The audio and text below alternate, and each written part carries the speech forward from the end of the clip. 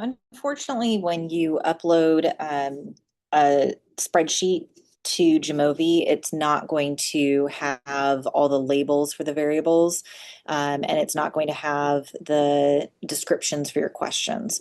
So since we're not using Qualtrics, we are going to have to put this in manually, but it's worth the time because it makes it a lot easier to understand what your data actually is. So I'm still using the student mental health data set that I've been using in class. And you can see that when I double click on the variables, it has different labels and different measure types already selected for things. So that's the first step that I would recommend and that I'm going to use in class is that you go through and see what type of variables they are. You might even want to delete some of the extra variables from the raw data. Since you have that in Sheets, you don't need to have it here also. So we have this timestamp is listed as ID. You can just leave it as that. Unfortunately, Jamovi doesn't have an option for different types of variables like SPSS. You can label it as a timestamp. You can't do that here. So I would just leave it as ID. We're not going to use it for anything. And then this is the informed consent. You can just go ahead and delete this. This is the raw version, so this is the one before I changed it. If you had a shorter response option, you might not have created a new one like I did. But I'm going to go ahead and delete this. You can either right click or you can go to data and then just go to delete, and you're choosing the delete column. And it's going to tell you which one you're deleting, which is what you want. You want to be able to make sure you're deleting the right one. I'm going to say okay. And then same thing for this. This is the raw version of age. I'm going to go ahead and delete this. And then both of these, this informed consent and eligible age, these are both nominal variables and they're text data. So I'm going to leave them as is. So that's what I want to do. I don't have any order to them. I'm not going to do anything to them. They're just going to stay there like that. We're just going to use them for filtering. And then this is units. So if you want to, you could delete the raw from it since this is just the only units you have. And then this is not a nominal variable. This is actually continuous. So this is a number and it identified the data correctly as an integer. So we don't need decimal because people didn't respond with decimals, and it's not text because it is a number. So that's correct. I'm going to change sex. I'm just going to call it raw. Or sex by itself. I don't need raw because we don't have another version. Again, it's nominal, so it doesn't have numbers. We're going to leave it as nominal. And that's what that little A means. So you can see that there's these little circles and then an A. The A means that it's alphanumeric, that it's text. So it's not going to give you a mean or a standard deviation or things like that. Gender. So again, I'm just going to clean this up. And this gender other, I'm going to leave as a reminder what's there. Cumulative GPA, this already auto-adjusted to be continuous and decimals. That's correct. Same thing for work hours. And then this is the raw version of the socioeconomic status variable. I'm going to leave it for now. And then these, we're going to delete these. These are your raw Likert type scales. We don't need this value right here or these text values. So I'm just going to delete them. You can select them all together. So you can go click and then shift and click over here and you can delete them all together. You can see which ones you're deleting right there and then just go up to this delete columns. Yes, I want to delete 4 columns. We'll leave the numbers there. Depression was already a number, so that's perfect. I don't need to change those. So that's setting up our first couple of things here. The last thing that I want you to do is I want you to change any ordinal variables or Likert type questions, which each question is technically an ordinal variable. I want you to change them to ordinal. So I'm going to select all of them at the same time. I'm just going to click on that one. And I'm going to click on this one with Shift. I somehow lost that one, so I'll do a Control right there, or Command, and click it. So I just have all of these selected. I can change it at the same time to ordinal. There we go. So that part is all set up. The next thing you're going to do is change the labels. So this you could just say informed consent. And that yes is that they consented, right? So that's pretty straightforward. Eligible age, we're going to, you can just say whatever your eligible age was. You can copy your question in if you want to. So I think that's often a good way to do this is to just copy in the questions from your actual survey.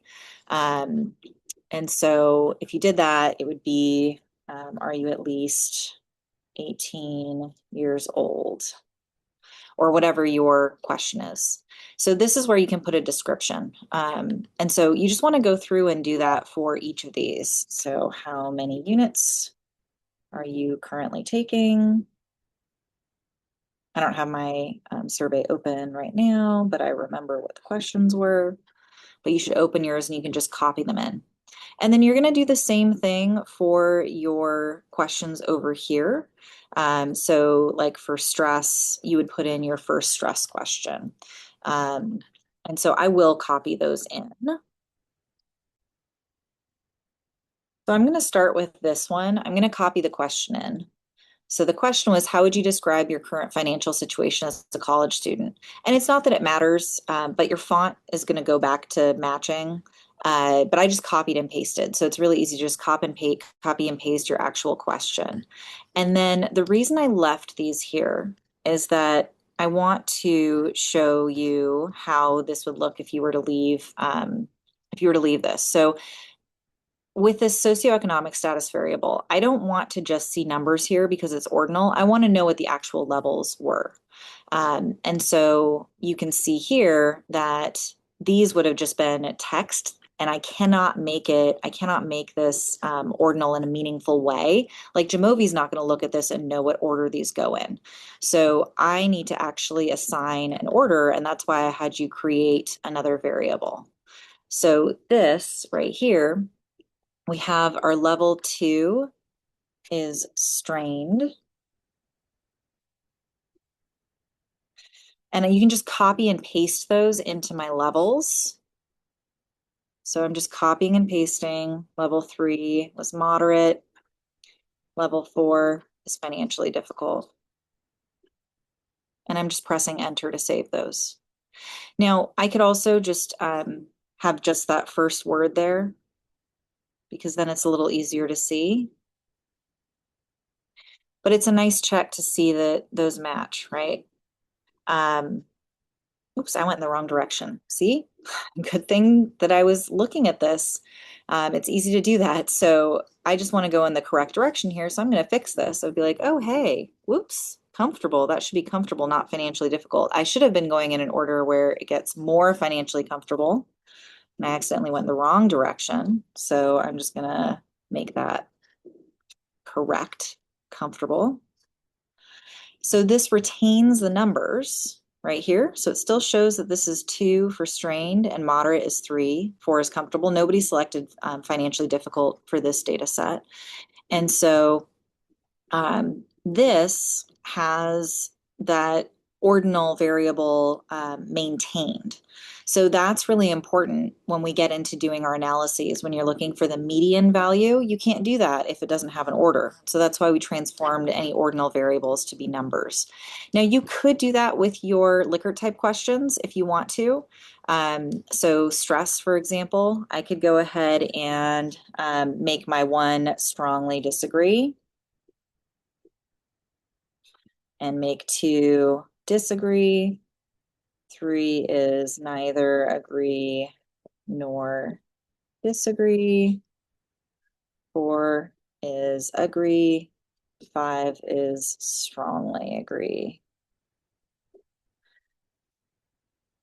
And so you can see how that changes the value here. So that again is helpful that is helpful if you do the